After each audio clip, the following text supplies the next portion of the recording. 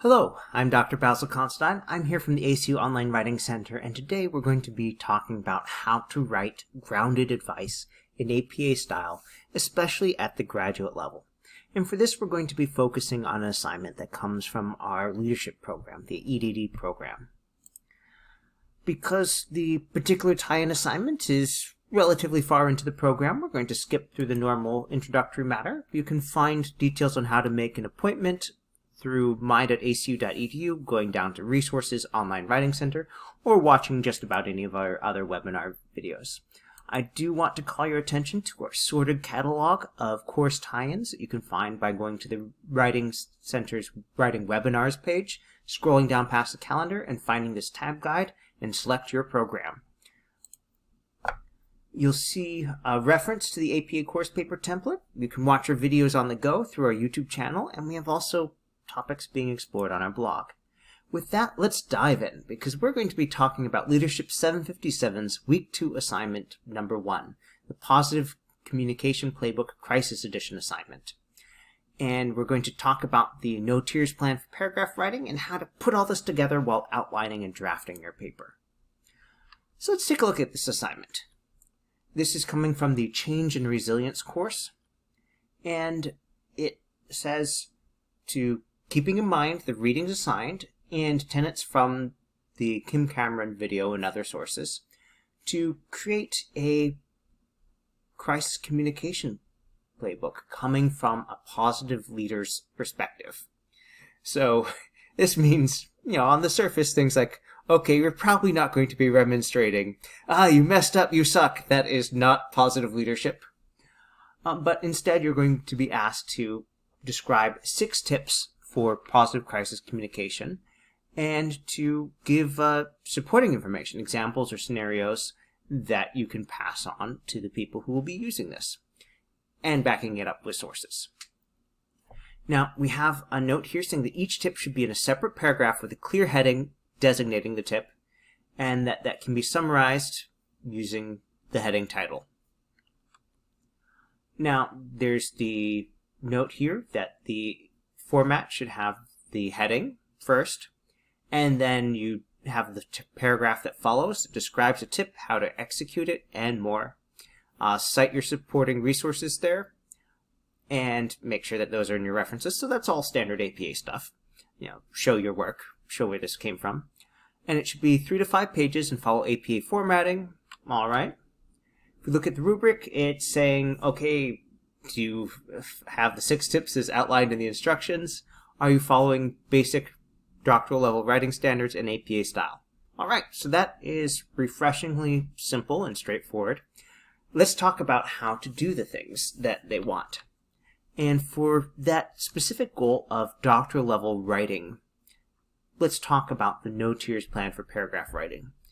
Now, you may be familiar with this from some of our other webinars, but if not, the no tears plan is a scheme for writing argumentative, evidence-based paragraphs that was specifically developed for graduate level writing expectations.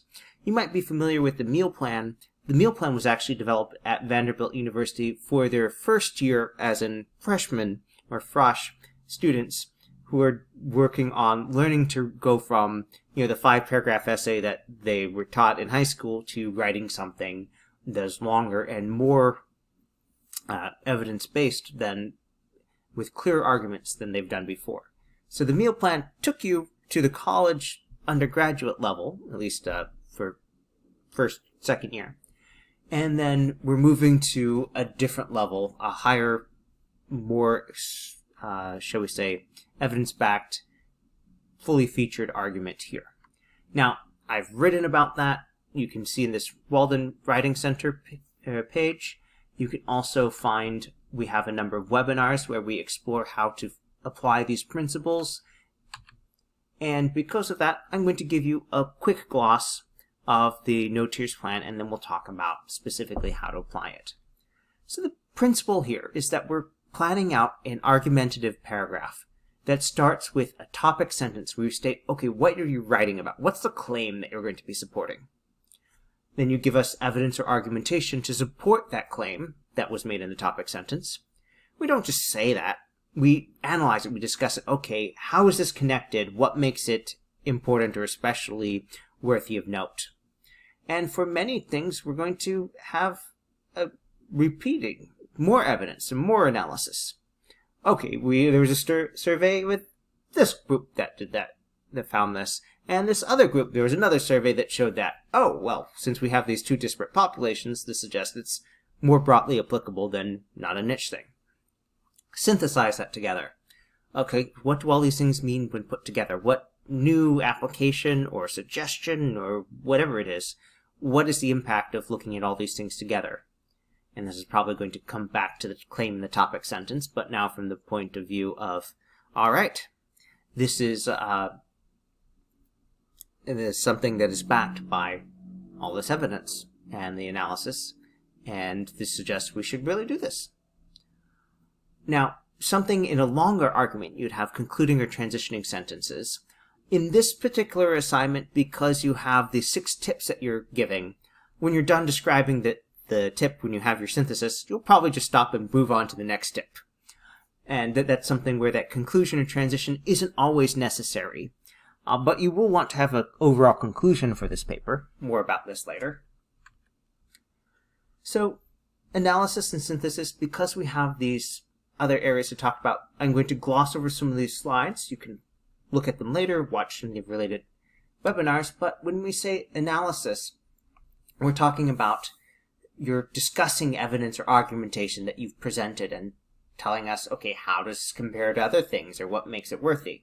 So if you have a study that has 6 people, that gives one result, and you have a study that has 100 people, chances are that the 100 people will give us information that's more generalizable. So if the 6 people survey results disagree with the 100, it is more likely that the 100-person one will be more applicable. There are other things you want to consider, of course, but starting with okay, well, we have more data, period. Now, it might be that those 6 people are more relevant to the context that you're doing, in which case that's one of those things you'll be discussing as you compare to point out why you would not go with the standard thing. And we have a couple examples of how that might look here. For example, we have this sentence without analysis where you're just reporting, oh, research has shown this thing. According to this author, this other thing. That's not really discussing it. But if we have something like, oh, research has shown this thing, this aligns with my own experience after training I hosted for local business owners. So you're saying, okay, it's not just the research, you're seeing it in your professional environment. Now there's one way to give analysis. Or, in alignment with this other author, Emmanuel 2015 discovered whatever they'd found. Or, saying, well, Smith 2010 found that birth order and personality traits were connected. However, Smith's 2010 results are less likely to be generalizable due to the use of a small homogeneous population of 11 siblings. Coming from a family with 11 kids, there are lots of things in my family that I wouldn't say are indicative of, the average American family, starting with how many people were running around the house and going a lot deeper than that. So the analysis should connect the dots between the evidence to show how it is connected to the argument, to the context, and why we should be paying attention to this thing or not paying attention to it. Essentially, this is answering the so what. Now, the synthesis is where we look at all that stuff, those multiple pieces of evidence and argumentation, the analysis, and say, okay, so what do we do with that? And that's partly building new conclusions or recommendations based on the pattern that's laid out or demonstrated with this evidence, argumentation, and analysis. And so that might be answering, okay, what do we do with all this? Or how do you interpret this? Or if you're giving advice, okay, well, in light of this thing, you should do this. And should you do this thing first or last or after considering these other things, perhaps?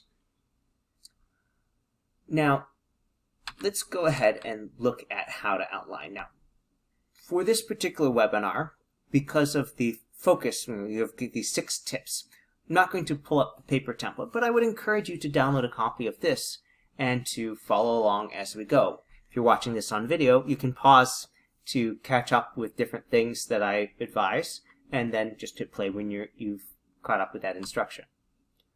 Speaking of which, let's start with the assignment instructions. So, as it happens, these instructions tell us that we should be doing a couple very specific things. To have each tip being a separate paragraph introduced by a heading. Alright, so with that in mind,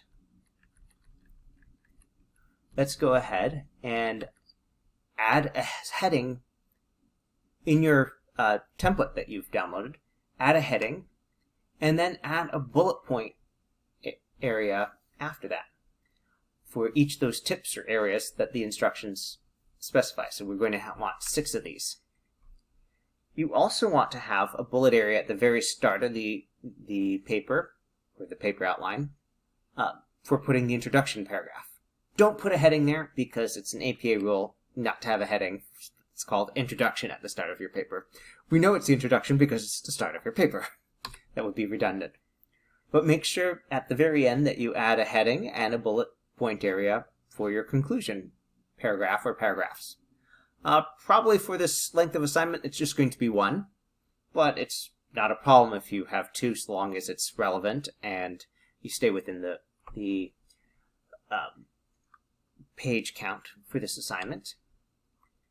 For the heading formatting, make sure to use the built-in template styles, which in this case should be APA Level 1.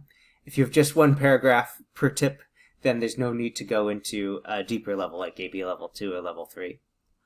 Make sure that your heading text is formatted in title case, which means, among other things, first word of the heading will have the first letter capitalized. Any word of 4 or more letters gets the first letter capitalized. Any important word gets the first letter capitalized. And just like the first letter, the first word of the sentence, the first letter of the first word after the colon would get capitalized. That's why in this example here, the word in gets the I capitalized, even though it's only a 2-letter word, even though it's not a terribly important word, because it follows that colon. And tip would be capitalized both because it's the first word in the heading, and also because the word tip is a noun, and nouns are considered an important word for the purposes of title case capitalization here. And again, don't add an introduction heading. I have talked with many students who added it because they thought, oh, well, I need an introduction, I should have a heading for it. Specific APA 7th edition rule not to do that. But again, add one for your conclusion, because the conclusion is not going to be part of tip 6. It's its own area, hence its own heading. Now, if you're wondering how much space, like how long should these paragraphs be, well, if we allow approximately 1/3 of a page for the introduction and conclusion, then we just need to do some math. Okay, well, if the low end, the short end is 3 pages, so it's taking up 2/3 of a page, then it's going to be approximately 2 1/3 to 4 1/3 pages for all those tips. And if we divide that by 6, because you need 6 pieces of advice, then we end up with 0.38 to 0.72 average pages per piece of advice. And that really is working out to 1 to 1.5 paragraphs, which means you could have your introduction and conclusion be a little bit longer, or you might possibly go on the long side for those paragraphs. You know, if you have 7 or 8 sentences, that's going to be around that 0.72 pages. So, you know, these can be full paragraphs where you have a good number of ideas. They're not going to be like 12-sentence paragraphs, but, you know, they don't have to be super short either. So that gives you a little bit of room. And if you have one that the information would just read more clearly if you divide it into 2 paragraphs, that's, if it improves the clarity, that is something encouraged in APA style and in graduate level writing period. So if we're applying the no tiers plan, well, we can take this and look at what you're tasked to do in the instructions. Say, okay, well, the topic sentence is going to be stating what is the tip. You know, what is it that you're advising be done here? Make sure to include important context, because if it's, let's say we're talking about crises of fire. If you have, you know, jump out the window, some context would be important. If you're on the ground floor, jumping out the window is a lot safer than if you're jumping out the window on the 6th floor. Or wait till the fire department has set up their equipment and tells you to jump, then jump. Well, hopefully you're not experiencing fires and don't have to have that one in here. But, whatever the crisis that or types of crises you're addressing, make sure you give us the important context. For example, if you have someone with peanut allergy, okay, you keep the adrenaline injector around, or epinephrine injector, and it's good to have and use, but you use in case of emergency. And that there may be other pertinent details that you include as the key context in your topic sentence. Okay, evidence. Why should this be done? Or why should it be done by a particular person? And, for example, your regulatory context, to take the EpiPen example, it might have a Good Samaritan law that includes this as a protected activity. You might have a school policy that says, oh, yes, please do that. We're training you to intervene in situations like this. Analysis, okay, what makes the evidence or argumentation presented important or relevant to this, or particularly impactful? You might have more, and some of these tips that you're giving may have particular situations where you're specifying, don't do this in this, or do that instead. Follow tip 5 rather than tip 6 in this because X. So that's where the repetition might come in. And make sure you synthesize that together. What new meanings are coming out of this? What should be done? Now let's do a recap before we wrap things up here. So we started out from looking at this specific assignment with looking at the Leadership 757 Week 2 assignment about creating your own positive communication playbook, telling people what to do in crises. Again, there's some guiding principles for the tips you'll be writing coming from the assigned reading and viewing for this course. But you're going to be distilling 6 tips and specific examples or scenarios for applying these. Now, those examples or scenarios, you could include that as part of the key context in your topic sentence for each of these tip paragraphs, or it could be in your evidence and analysis section.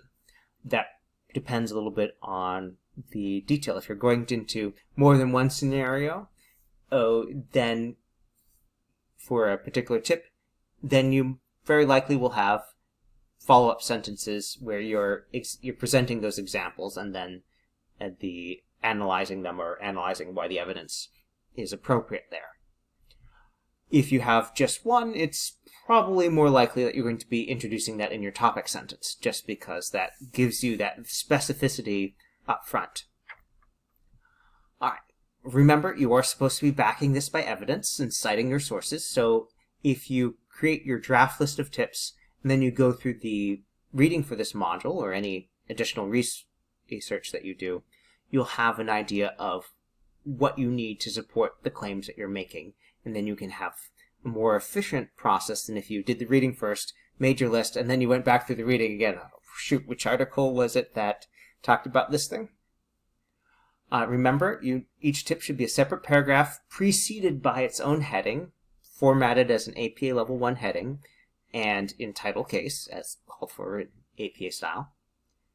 And make sure that you have a conclusion, because that is a good part of this level of writing. Do make sure you do a spelling and grammar check and that you have all your citations reflected in the references section. And if you go through and as a quality check, you check all your tip paragraphs and make sure that you have each of these elements here. That'll help ensure that you have a well-rounded, supported argument that aligns with the doctoral level writing specified in the rubric. Alright, if you have additional questions or if you would like to get feedback on your paper, your draft, feel free to send us an email at onlinewritingcenter@acu.edu, onlinewritingcenter@acu.edu. You can schedule an appointment online to get feedback on your draft, either a real-time appointment via phone or Zoom, or an asynchronous appointment where you give us your draft, any special requests for feedback, and we send it back to you with our comments, generally within 24 hours. And make sure to check out our website for more resources. All right, that's it. Have a great day.